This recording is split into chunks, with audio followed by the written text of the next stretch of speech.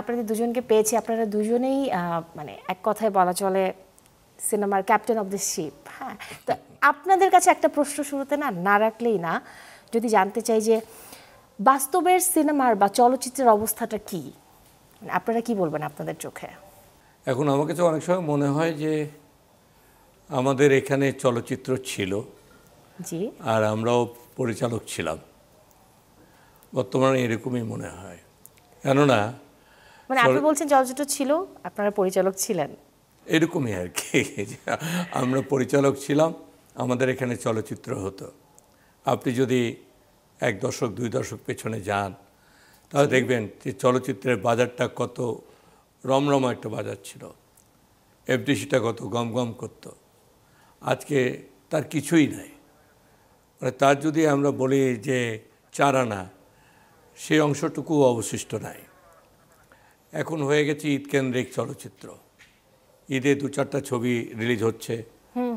তো এই যে 365 দিন চলচ্চিত্র নাই বললেই চলে, আর এই 2টা ঈদে চলচ্চিত্র 6-7টা বা 8টা, এর মাঝে যে সমস্ত ছবি রিলিজ হয় টুকটাক যে, এটা আমরা খবরই পাই না। এত দর্শক হিসাবেও আমি জানতে পারি না, আপনিও জানতে পারেন না কখন একটা ছবি রিলিজ হলো, কখন আবার সেই ছবিটা হল থেকে নেমে গেল। আমাদের এটা দর্শক তো জানতেই পারে না। আমরা চলচ্চিত্র নির্মাতা হওয়া সত্ত্বেও আমাদের কাছে ওই সংবাদগুলো যে পৌঁছায় না। মানে এখন বিষয়টা ডায়মন্ড ভাইয়ের কথায় যেন কেমন একটা আক্ষেপ ছিলাম। তো এই যে বাংলা চলচ্চিত্রের বর্তমান প্রেক্ষাপট কি তাহলে এরকম অতীত? মানে হাবিব ভাই কি বলবেন? ডায়মন্ড ভাইয়ের সাথে আমি অনেকটা একমত। যেরকম ডায়মন্ড ভাই বললেন যে মানে ছিল, এখন নেই আর কি। তা আসলে মানে আমরা যদি সত্যিকার অর্থেই তাকাই, এখন কিন্তু চলচ্চিত্রের বড় অভাব। মানে খুব একটা সুনামি চলছে আর কি। এটা খুব বাজে সময় পার করছি আর কি আমরা, চলচ্চিত্রের সাথে যুক্ত যেসব মানুষ আমরা আছি। আগে যেমন ওই সিনেমা দেখতে মানুষ যেত, মানে দর্শক যেত সিনেমা হলে। এখন সিনেমা দেখতে কিন্তু পরিচালকরা, মানে শিল্পীরা, নায়ক নায়িকারা যায়।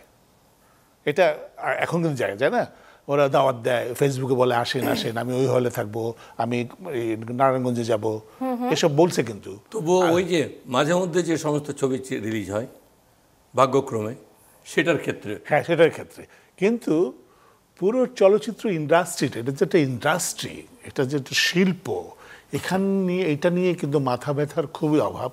এখানে কিন্তু আমরা কিন্তু এখন কি করণীয় সেটাও আমরা করতে পারছি না।